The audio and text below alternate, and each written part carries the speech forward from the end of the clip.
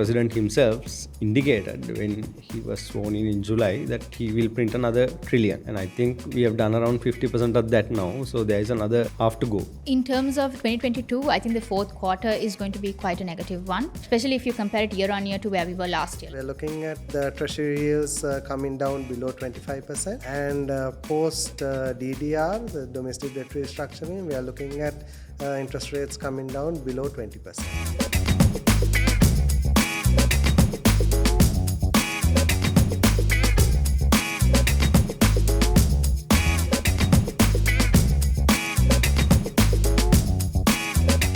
Portfolio strategy in the face of a sovereign debt crisis. Hello, you're with Echelon's Investors Guide 2023, and we're discussing the outlook for fixed income and equity asset classes with Sanjeeva Fernando, Executive Director at CLSA Stockbrokers, Trisha Peires, Head of Research at CAL's Stockbrokering Unit, and Dimantha Mathew, Head of Research at First Capital. Welcome all. Let me start with you, Dimantha. Everybody's watching to see where Sri Lanka will do with how Sri Lanka will do with the macro numbers in 2023. I think what's interesting to watch is particularly the interest rates. This is possibly the biggest factor that will impact asset prices in 2023, right? There are many factors that weigh in on interest rates, right? If you talk about those factors, what are those main factors you think will have the biggest impact on interest rates next year? Thanks for the opportunity. So if you look at interest rates, I think there are a number of factors that will impact interest rates. One key thing is going to be inflation, and by around the third quarter next year, we are likely to have single-digit inflation, and primarily it's coming off the higher base effect of 2022, and with everything now sort of stabilizing with the very high interest rates that we have currently, and economy sort of contracting as well. We're looking at inflation significantly coming down. And also the other factor is that so central bank is looking at improving the liquidity position. We've already seen liquidity levels slightly improve. If you look at 2-3 months ago, we were at around negative 600 billion or so. Now we are like slightly over 200 billion. Still negative. Still on the negative side, but it's improving. Basically, they are pumping in liquidity in terms of reverse repos at the moment. With that, we are seeing a slight improvement. We are seeing signs of interest rates also improving or coming down because of that. Credit has already sort of contracted. That is also helping with the more payments coming into the system. So what do you think will happen with credit in 2023? Private sector credit to the private sector has been contracting consistently now for several months. Will that continue? Will it reverse? So no, we think it will contract because we are expecting overall GDP to continue to contract next year as well. We are looking at negative 4 to 6% for 2023, and around minus 9 to 12% for this year. So, but if you take the first 3 quarters, we think there's going to be a start of a recovery in the economy, but first half still it's going to be negative. By around the fourth quarter, you will see positive GDP, and with that we'll see some improvement in credit towards the second half of the year, but overall we are looking at a very low figure of about 2% private sector credit growth, but it's positive. That is through India, or throughout the year you anticipate from the start to finish 2% or so increase? Yes, negative in the first half, positive in the second. So Trisha, Dimantha suggests economy will contract 4 to 6%, between 4 to 6% in 2023. Is that what are you thinking about the economy? And obviously we want to know what you think about interest rates also. Yeah, so in terms of growth, I think for 2022, I think we are all generally in line, even with the CBSL as well. I think in terms of GDP growth for next year, I think I would be slightly a little bit more positive. I think a negative 1 to 2% is probably something that is likely. But I think, again, a lot of it, I think while the conversation evolves, I think we are going to hear this come up a lot, but it's going to be a lot dependent on how a debt restructure really plays out. And particularly in terms of the timing of when we can reach an IMF board level agreement. So, for example, if we were to kind of secure that over the first quarter of the year, that significantly improves our growth prospects for the rest of the year, because we can kind of maybe receive a little bit more foreign investment coming in and things can stabilize a little bit more. But if this gets delayed, then you're really constraining growth going forward. I mean, just the basic factors, looking at from a domestic perspective, consumption is definitely going to be down next year with the increased taxes coming in from January onwards. Consumer wallet pressure is completely going to be constrained, but you're also going to see corporates as well on that side being constrained with a lot of taxation being implemented at about 30%. And on top of that, obviously the increased prices have also kind of added to that pressure. So consumption overall is going to be constrained. Investment again is going to be very slow. Like Dimantha said, private sector credit is going to be very low. We have these very high interest rates. Even if interest rates do come off, I mean, it's not going to be the single digit levels that we saw a couple of years ago. So investment in that front is going to be slow as well. And if you're looking at government expenditure as well, again, they've curtailed a lot of the public investment or the infrastructure spending that usually tends to drive growth. So you're going to see that also curtailed from that side. So really what you're left with is anything that comes from the external side, your exports minus your imports and any foreign investment that can come in. Good. So that's really going to kind of depend. So once again, in terms of GDP growth, I think the prospects improve much more if we can secure an IMF board level agreement early. But if not, I think we're looking at a little bit more of a further negative. Before I bring Sanjeeva in, Dimantha, just quick follow up now. I get what Trisha says, right? Your expectation is for far worse 2023 for the economy. What in addition do you think weighs on the economy? So I think the difference here is basically in terms of the private consumption. Of course, that's the single largest factor that's going to affect GDP. And we believe that once you have a plunge in private sector consumption, it's going to be really difficult to turn the spiral the other way around and look at growth. So we are probably looking at, I guess, additional quarter of negativity. That's where I think the difference is coming at. So we are looking at 3 quarters of negative growth and only one quarter of positive growth. Sanjeeva, are you as negative as Dimantha is for economic growth prospects in 2023? If you really add it up, we are looking at an economy that has contracted almost, according to his projections, by end 2023, we would have an economy contracted by maybe, 16, 18% over like 3-4 year period, since COVID, right? Oh, wow, that's striking. What do you think? So, yeah, I mean, next year, I think consumption will play a key role there. I mean, consumption coming down will have that multiplier being impacted, and then, so yeah, and again, as we discussed, like the IMF board level approval will play a key role in whether it being -3 or -4 or minus whatever, whether you have a -1 or 2 early approval, and then later approval you will have it going up. So what is your expectation, assuming we get something done in the first quarter? Yeah, -3 to 4. So -3, I would stick to -3. Yeah. And that is entirely because first quarter. Assuming first quarter. Assuming first quarter, we have an agreement at IMF board level, -3-ish, and that is largely driven by the fact that the consumption pickup will not happen. Right? What do you anticipate will happen with interest rates? This will have a bearing on asset prices across the board.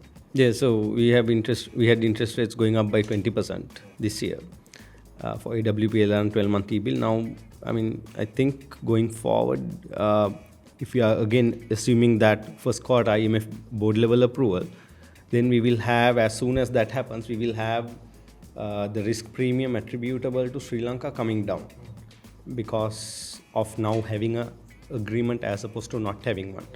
So that will bring down interest rates probably by at least 300 to 400 basis points as soon as that happens. Then after New Year's, after April New Year, you will have the base effect helping you with inflation coming down.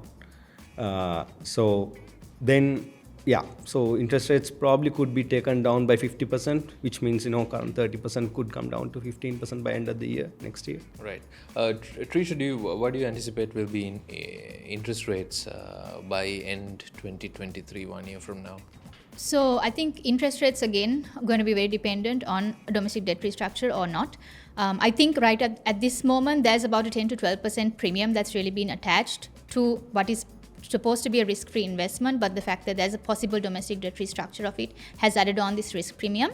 So I think if there is certainty and confidence that there is not going to be any kind of domestic debt restructure in the sense that bills and bonds of market holdings are not going to be touched, I think that can significantly bring down interest rates. I think it can even bring it down to 20% almost immediately, and then from there onwards we can see a reduction. I would say high teens is where I would be expecting it to be end of year, maybe 18% or so.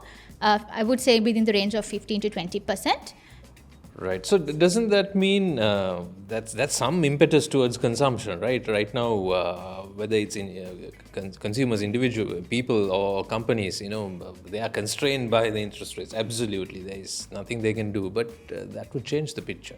I don't think it would change it very significantly. I think a 30% versus a 20% is in a consumer's mind not very different from each other. It's still not single digit levels that they are kind of used to because of the recency bias of where they were getting their loans at for the last couple of years, right? So I think just to kind of add on, even in terms of interest rates, I think overall the direction is going to be down, whether there's a domestic debt restructure or not. I think the first question is, if there is a domestic debt restructure, I think that can be an initial kind of shock that usually kind of results in market kind of halting, sometimes in a lot of these countries that have seen it before. But once that risk premium has kind of worn off, you see interest rates coming off. So I think overall, directionally, despite whether there's a restructure or not, I think just to qualify in terms of where directionally I'm seeing interest rates, it's going to be lower. But I think how much lower is really going to be dependent on what happens with the restructure. So Dimantha, your anticipation for interest rates to fall is much steeper than the two they are suggesting, right?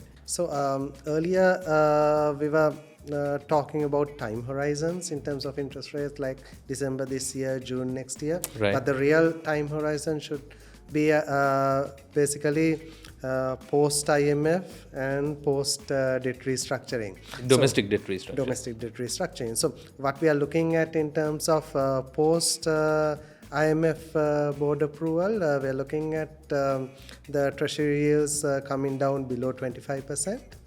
And post DDR, the domestic debt restructuring, we are looking at interest rates coming down below 20%. Right. So I wanted to get to debt restructuring, since we are all discussing that.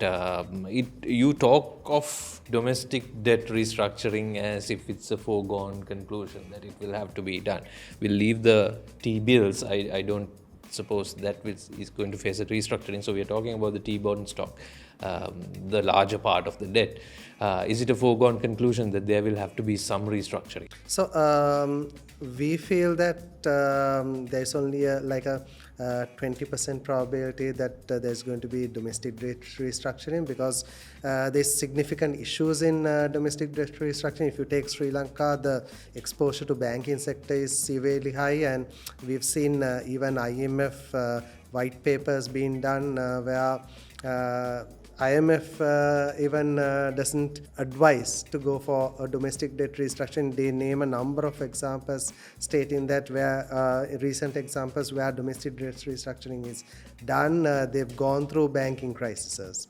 So because of that, it's not really recommended, but they expect debt sustainability. So if we can't achieve external debt restructuring to the extent that the IMF wants in terms of total debt, then we may have to go for domestic debt restructuring. We at the moment put it at only around 20% probability, and So the market's not agreeing with that view, right? You suggested, Trisha, and we can see in the market that there's been a spike in market rates since this talk of debt restructuring came. I think we are recording this in mid-December, and yesterday's 4-year auction was at 33%, I think, right? Something like that, right?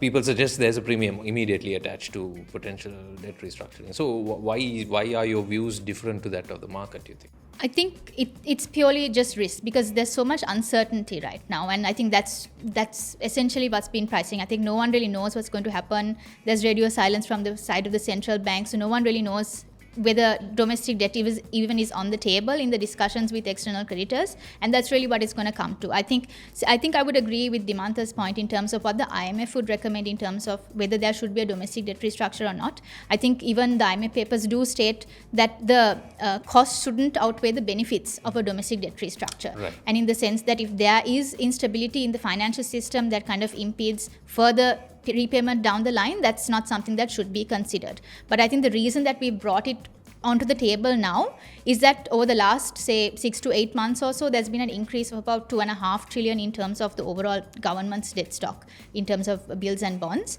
and they're being financed at 25-30%, right? And if this kind of continues, the likelihood of it needing to be restructured, because that shift in terms of what happened from domestic debt to foreign debt with the depreciation, so now foreign debt is about 55% of Sri Lanka's total debt versus what it was about 45% earlier. But that shift can change if you're going to keep raising debt increasingly at higher levels. I mean, just from December onwards, we're seeing about 1 trillion in terms of kind of maturities and settlements that need to be raised, again at kind of 30% levels. And you keep adding that on, that's 300 billion adding on every month. You keep delaying a possible... So isn't this every reason why it shouldn't be restructured?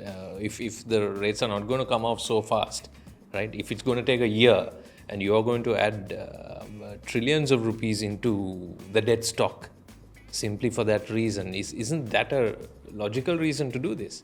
To do a debt restructure, yes. Or not to do a debt restructure? To do one. The reason that we would say not to do one is purely because of the financial system stability. Otherwise, I mean, in terms of the IMF looks at your debt to GDP and that being on a downward trend, you can address that with the external debt restructure. But in terms of your gross financing needs, which is where we are kind of stuck at the moment because we're raising such a lot of debt, that's where really we are stuck. Sure. But banks need to be kind of protected as... Sanjeeva, will Sri Lanka be able to adjust its interest rates fast enough to avoid domestic debt restructure? Is that the choice it's facing? Or should it be thinking about the system altogether? I mean, see, they are already repaying Sri Lanka development bonds to banks by printing rupees. So, I don't see a... Sri Lanka, just for clarity, Sri Lanka development bonds are issued in dollars. But classified as domestic debt. Classified as domestic debt and now being settled in rupees. Despite the banking system providing 20% on their outstanding SLDBs, except for 1 or 2 banks providing in high single digits. Most of the banks who are heavy on that have provided, but from 12th April, the government has been honoring that in rupees.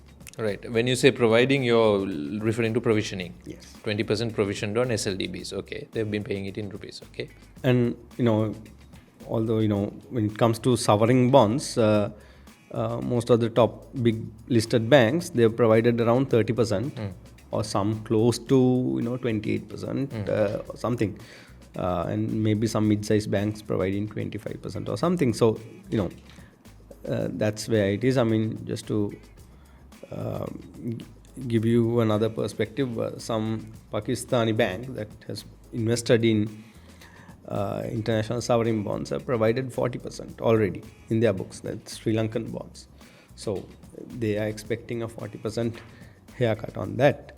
I think our sovereign bonds are roughly trading at some 30 cents odd to the dollar currently. So there is a disconnect both in domestic debt and in Sri Lanka's foreign commercial debt about what the market thinks will happen and what. So what I'm trying to say here is that this is a thing that you should never do the principal haircut thing in domestic debt. That will actually mess up the banking system for another 5 to 7 years. So that's a no. And then you have maturity extensions and maybe coupon reductions or whatever. I think maturity extensions would be, if at all, if you really want to do it. But then again, you're adding on to your debt, because the current president himself indicated when he was sworn in July that he will print another trillion. And I think we have done around 50% of that now. So there is another half to go. So yeah, I think that indication has to be clear from government's point to see where this is going, or whether they have other discussions, whether they have had other discussions with regard to sustaining the debt stock and obviously reforming. Because based on what I understand, there are like 4 segments that are being looked at to reform. Trade, then you have the fiscal side, which is kind of taxes adjusted and all that. Then you have the SOE segment, and then you have the efficiency part being addressed. So so these things also could bring in significant benefits. And can any of you explain why the markets think differently as far as Sri Lanka's foreign commercial debt is concerned, or the rupee debt is concerned? So that's very simple, because if you take about 3-4 months ago, market interest rates was happily settled at 20-21%, right? Until the day the president indicated that they are considering restructuring, or in the restructuring process they are considering the local debt as well. That is a clear disconnect from what the governor was saying from that time. So then what happens there is you get policy uncertainty that comes in. As soon as you get policy uncertainty in any type of capital market, be it equity or debt, you will see the repercussions on a negative side of it. Right? I mean, if you take the equity, we've seen in 2015 to 19 where there was a lot of political uncertainty that the market didn't really move, and market reverts in spite of earnings moving up.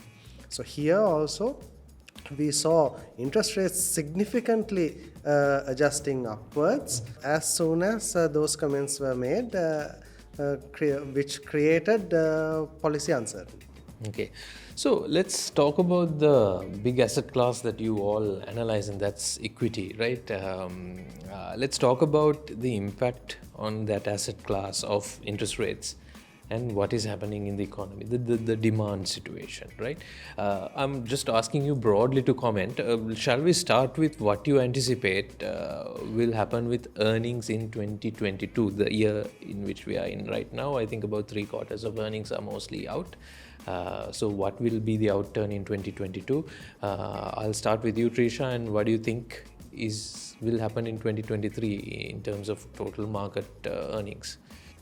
In terms of 2022, I think the fourth quarter is going to be quite a negative one, especially if you compare it year on year to where we were last year. Last year, we were just staying on an uptrend, starting that uptrend, and which blew well into the first quarter of 2022.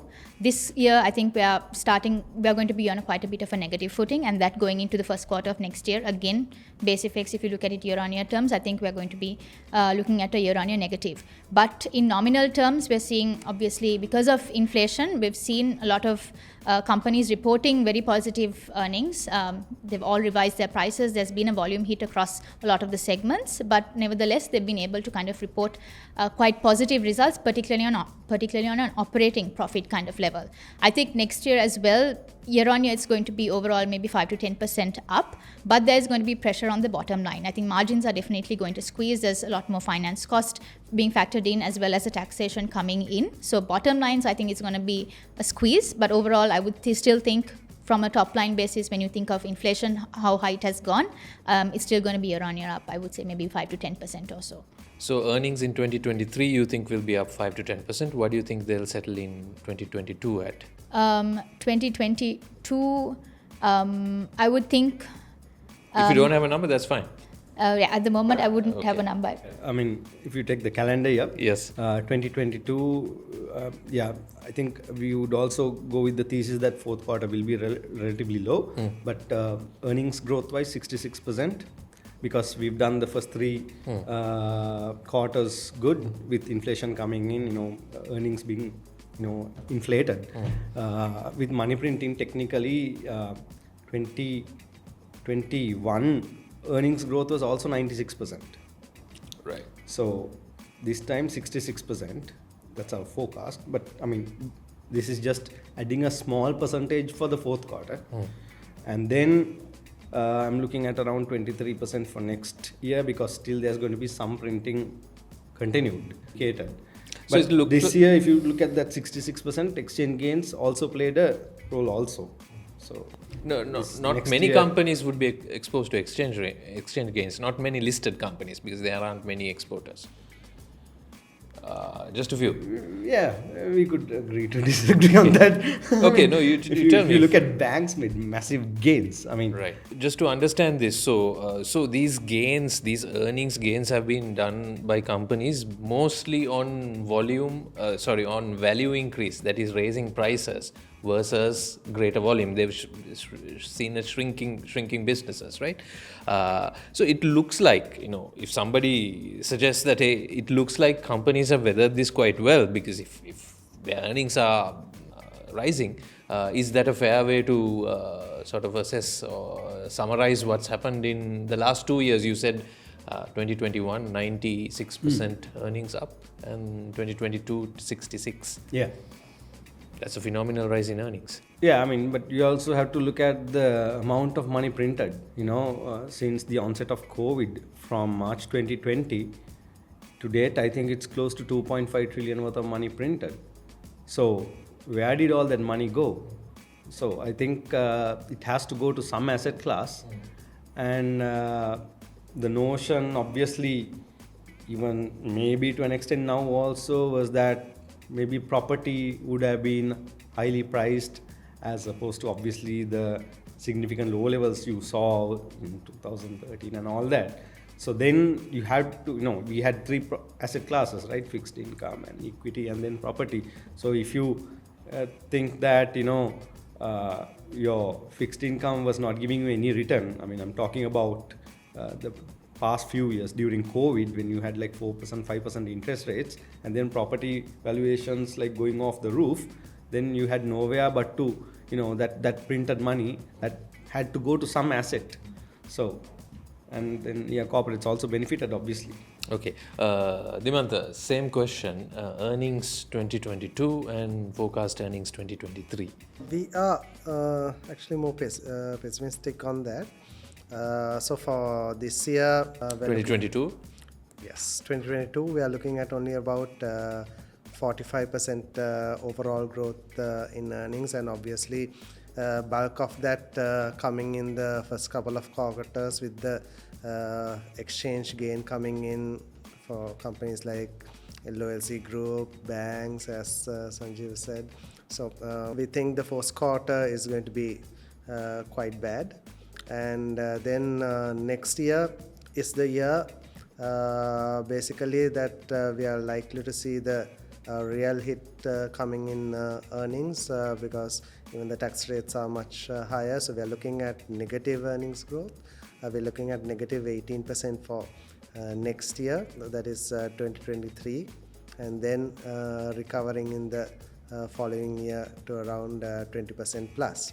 So that is 2024. So that's what we are looking at. So mainly, if you take again, it's broadly in line with our sort of GDP story, where the contraction is coming. So we've seen a massive escalation in prices, which brought in the profits and the exchange gains, and the volumes were gradually only declining, and with a significant portion of money now tied into more fixed income asset classes, and also moving out in terms of taxation, there's going to be a significant decline in disposable income. So we think that next year, first half especially, that hit is going to come in a bigger way. And with that, we feel that there could be negative growth in earnings for overall corporates. Right. I'm slightly sort of shifting this towards debt also in this question, and I'll just start with you, Trisha. Our bonds give fantastic yields, even though all over the world interest rates are high. Our bond yields are through the roof. Equities look like they're attractive. They are going at 5 times historical earnings. So will foreign investors, once we have an IMF board level agreement, be looking at Sri Lanka differently to what they're doing right now? I think foreign investors are looking at Sri Lanka a lot right now. In fact, we've seen the interest really building up quite a bit. I think a lot of them are really looking at Sri Lanka being a cheap destination. I mean, you do get certain vulture funds that want to come in while things are, within crisis, but you also have the more educated ones that are really taking a look at Sri Lanka being cheap.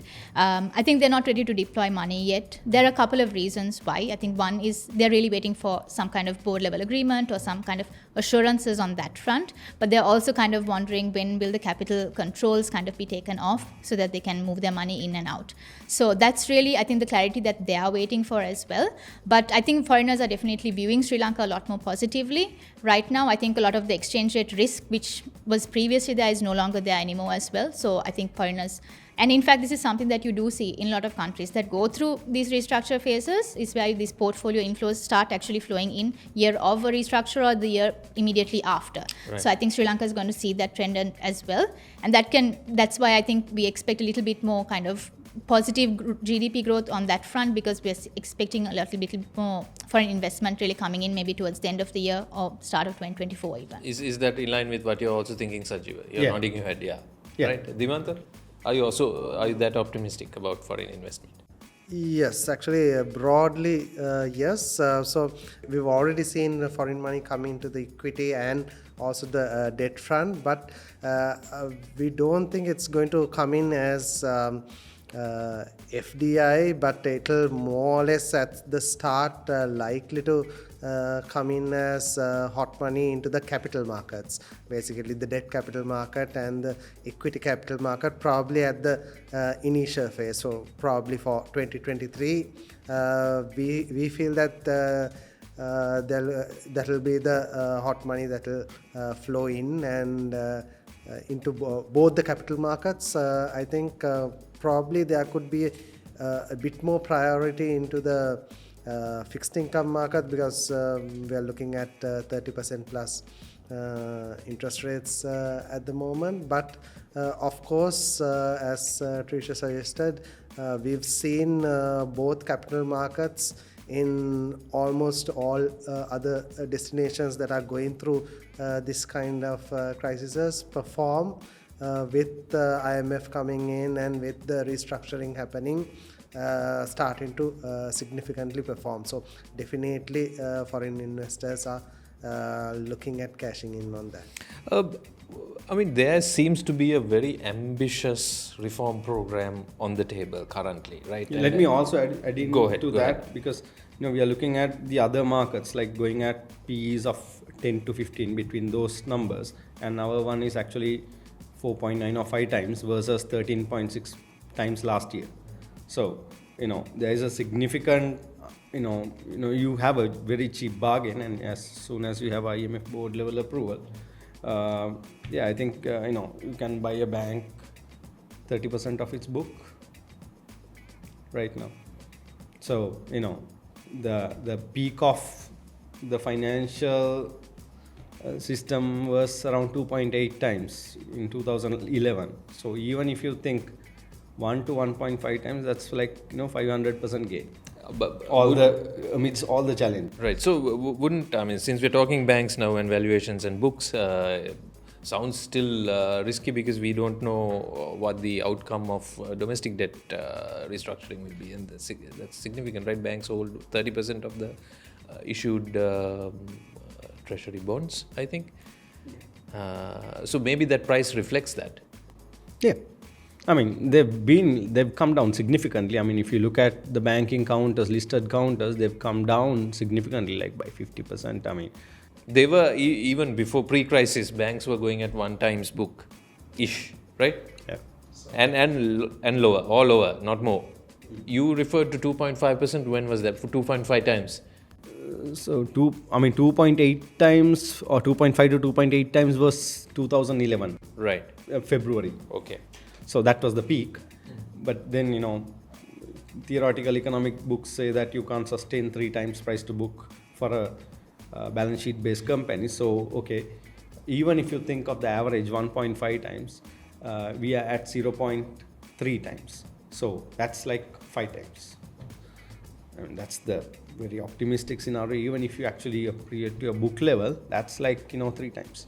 Do you think if, you all talked about a scenario where consumption is low because of high taxation, inflation, all the other pressures that potential investors also will feel this, not just consumers. Sure, the valuations are great. What do you think will play out in the market? Now, it's fair for me to ask you for earnings forecasts. I am not asking you to predict what will happen in the market, but how will investors, what's the appetite? Is there that risk appetite, even when things are cheap, you think? So we feel that first half might be tough, but you have to factor in that once IMF comes in, there will be that expected program, and there is a re-rating of the market that happens because of that, right? Be it the capital debt market, be it the equity market, right? So both will re-rate to that higher confidence level. So with that, so we are looking at 12,000 for the ASPI by the end of next year. With just put some context, it is at 7,000 something now? no, currently it's at about 8,800, right? Somewhere around there. So basically we're looking at about 12,000 by the end of next year, with second half of the year likely to have a larger positive return than the first half of the year. That is, re-rating will happen sooner, but I suppose it's the interest rates that will drive the second half rally? Though you think the IMF story comes in, then next you have the debt restructuring story also in the picture. So it's not really going to be a straight through bull run. It's never going to be a straight through bull run. So every now and again, even now you see that in the stock market, every now and again you see a significant decline in the market. So, and at some time when you look at it, it's at the same level 2 months ago, right? So basically it's volatile. So we think it's going to be a volatile uptrend, and that's where we are looking at 12,000, but bulk of that bull run probably coming in the second half. Yes, IMF will drive the market, but then it can also come down again because that debt restructuring story is always there in the picture, and the banks are a big part of that market cap. Trisha, what do you think will happen, play out? How will it play out in the market? I think volatility is going to be the name of the game next year, similar to what it has been this year. I mean, as much as everyone's waiting for certainty, and that's really what everyone's looking forward to, I think that's not necessarily something that's going to come as easy as people think it is going to be. It's not simply the IMF board level agreement and it's done. There is the entire process that everyone has to go through in terms of negotiating the terms and how is it exactly going to hit the books of the banks and everyone else that's exposed to it as well. So that entire process, I mean, typically takes 1.5 years if you're doing just external as well as a domestic debt restructure. And we are kind of just at the start of this process. So it's going to be a very volatile market, and similar to what other countries have seen once again in terms of equities, particularly in the event of a debt restructure or this kind of crisis environment. But I think in terms of investing, I think right now is a good time if you're thinking about a long-term investment, because I think the market is at some level of a bottom right now. And I think if you're looking at equity allocations, I would think you have to allocate part of your allocation towards long-term and holding some counters, even certain banks and things like that. At these very cheap valuations, you see a lot of foreign foreign investor favorites trading again at very cheap valuations as well. So it's a really good time to enter, because once the recovery starts, you're going to see them picking up as well. So I think now is not a time to take a short-term view. I think you allocate part of your investment towards making some trading plays as well. But I think getting in long right now, while there's liquidity, is probably a good idea. Do you agree with that take on how investors should approach this, Sanjeeva? Foreign investor favorite companies, whether they be banks, some of the JKH and stuff like that, are trading at very low multiples currently. Yeah, I mean, see, when you have to buy good companies with 6 shareholders, so yeah, I mean, that hasn't always worked in this market. No, I mean, it is always when not the it's companies dirt that cheap like this, you go for strategic stakes, and you have lots of companies in this blue chip segment also that has converted their EBITDA into cash on a consistent basis.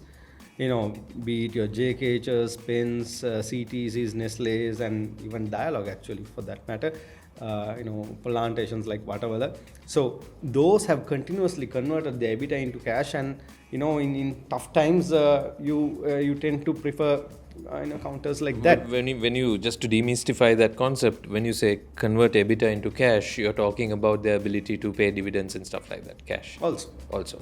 Okay, so you are all talking about equity being cheap, right? Now help somebody understand this in terms of PE, in terms of price to earnings, in terms of price to book. Give us some examples. What are those headline things that suggest that equity is very, very cheap?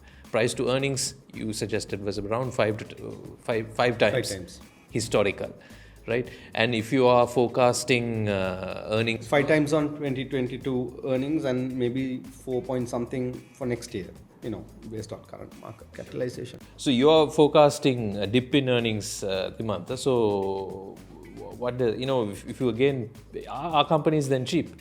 If you're looking at the current multiples, I think we believe that the market trades 1 year ahead. So, which means for next year's dips and the taxes and all that, all the negativity, the market is currently priced in for that. So already the market is priced for next year's dip, basically the declines that are going to happen. So if you look at 2023 end, what we are looking at is for market to be trading for the growth that they are anticipating in the following year, that is 2024. That's the primary reason why we are targeting ASPI level of 12,000. So if you look at the longer term, what we feel is that yes, most of the companies have raised their prices right now, and of course the volumes didn't decline, but now with the tight monetary policy and all that, there's going to be a significant decline in volumes. Right? Now what's going to happen into the future, we think the economy has sort of bottomed out. Right? And we think we are going into the recovery phase probably in the from the first quarter of next year onwards, and then so over the next 2 to 3 years we are going to have buying power coming back into the consumer. So with that we will feel if you basically sell the same set of goods, basically you will be actually doing double the amount of profits. So technically as we get the buying power that we have, basically we think the market also can sort of double in a reasonable sort of period of time because of the buying power coming in, overall re-rating. So they say that stock market is a very good hedge for inflation. Right? So that why is that? Because everything reprices. Your revenues double, your costs double, technically your profits also double. So technically your market cap will, companies' market caps will double with that. So Dimantha talks about the market having accounted for a dip in earnings in 2023. You are on the earnings growth side of the things, right? So obviously And we'll assume that again the market has, priced that in. We have to assume the market is pricing these forecasts in. What do you think will happen towards the end of the year in the market in terms of where he's forecasting a certain ASPI? Where do you think we will be in the I'll start from this. Now 2021 market went up by 80%. 2021 2021 calendar year. Right. And 70% of that gain was centered around 5 companies. Right. If you can spot them for us, Expo. One group and Expo. One group and Expo. One group being LLC. LLC group and Expo. Yes. Right. That is 70% of that gain. Right. Okay. So, when you have those kind of runs happening, where fundamental analysts are reluctant to promote, it's very difficult to give a number. His number will be good as her number, and we can take a dartboard and actually start hitting, and you could get that right. Sure. Fair enough. So it's very difficult, but markets have that sentimental factor, punting aspects and all that. Traders are given targets to achieve and all that. So yeah. Okay, so let's as we wrap, right, I want you to think or sort of advise. You're not in the business of giving investment advice necessarily, but assume you're talking to somebody with a portfolio. How do you start to strategize? Maybe we have to make some assumptions about what sort of portfolio is. There is a significant investable amount. Let's not define a person, but how do you strategize between these two asset classes and cash, if those were the 3 options? Start with you, Dimantha. These are also your final comments, so wrap it up as you go.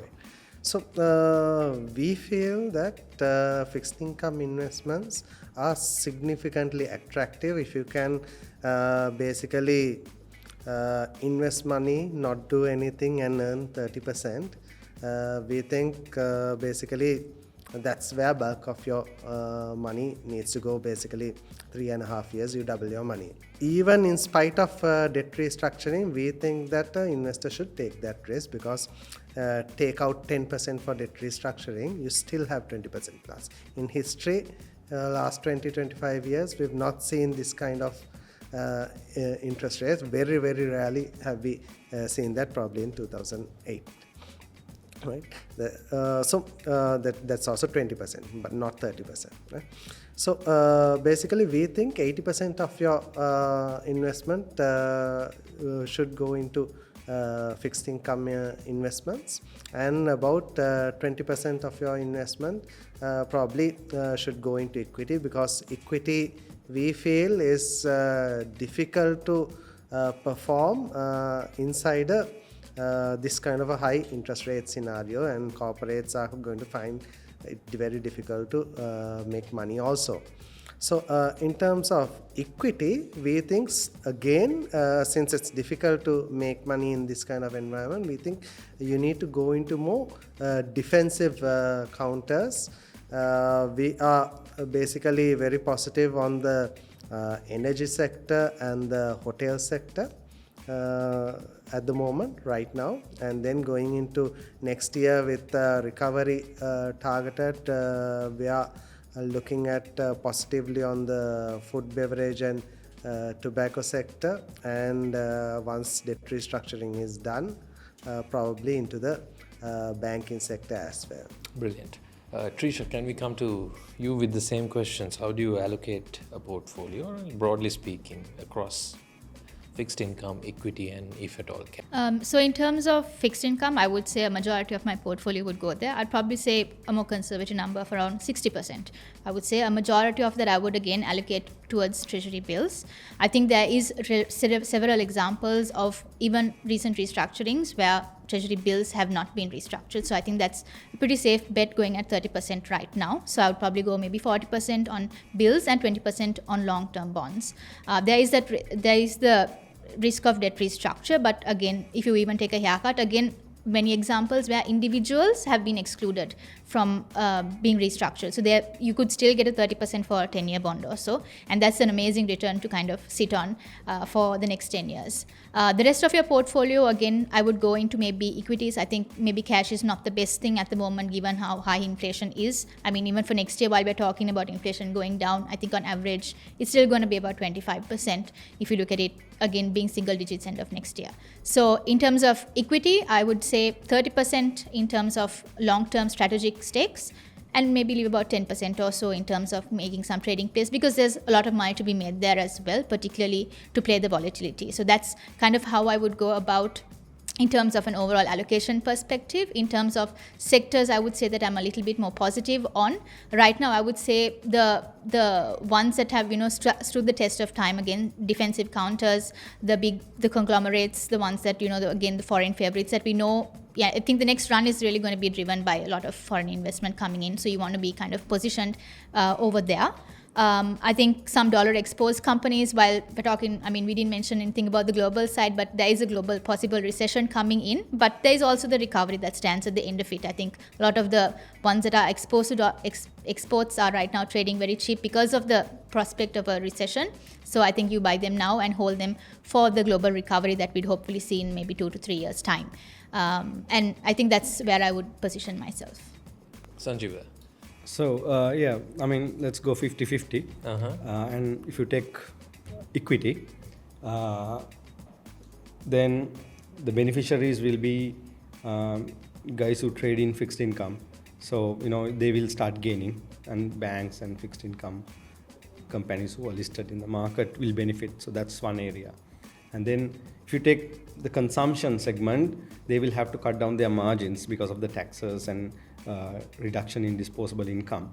But their volumes will continue to grow because of the trends that has taken place, right? People are moving into modern trade right now from the general trade. So they will have volumes coming in, and to maintain footfall, they will kind of cut down on their margins. Construction will face difficulties going forward. So that's really a tricky area going forward for aluminium or cement or tile or whatever who's in that business. But then again, leisure will be a beneficiary, although they have legacy issues like debt and all that. But we are looking at 30% occupancy levels going up to maybe around 45% for this December quarter, and maybe probably hitting at 55% by end of next year, and then going back to our usual 70s maybe in a year or so. So there is good growth numbers coming in, and then when you see the growth story, selling a strategic stake would be kind of a easy thing. And then the other aspect is obviously resilient companies, like companies who manage to convert EBITDA into cash on a regular basis. So all the names that I indicated previously will come in, and then you will have companies who are going to get a breather as well. High leverage companies were having a really difficult time this year, and some companies even have not reported results because of their high leverage and losses. So they will get some breather, and then obviously property companies, they operate on short-term borrowings, and they will get a breather. So you will have these companies kind of now at least stabilizing, and then maybe taking off after some time. Sanjeeva, Trisha, Dimantha, that's a wonderful conversation. Thank you.